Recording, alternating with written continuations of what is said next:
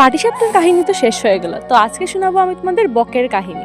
এদিকে বকের গায়ে তেল মালিশ করার জন্য তেল ঢেলে দেওয়া হয়েছে, এরপর ভালো থেকে মাসাজ চলছে। এদিকে তেল দিয়ে মাসাজ করতে করতে এবার পিটিয়ে পিটিয়ে মাসাজ চলছে, একদম পাতলা করে দেওয়া হয়েছে। এরপর একটু সাজুগুজু করার জন্য স্নান টান করিয়ে একটু সাজিয়ে দেওয়া হচ্ছে।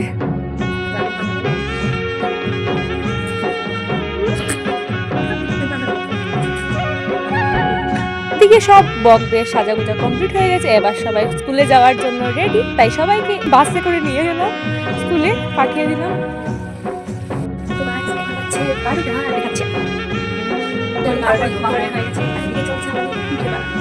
সবাই পিঠে বানিয়ে ঘুমিয়ে গেছে, আমরা এখন বানাচ্ছি। আগেকার মানুষের রাত্রে পিঠে বানিয়ে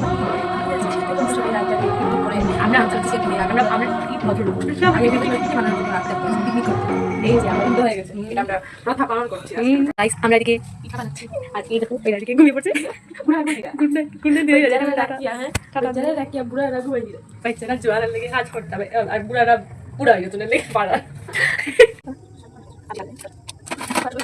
শেষ পিঠে বানানোর পর্ব সমাপ্তি এখানেই আজকের জন্য। এটা বাংলা গুড নাইট গাইস।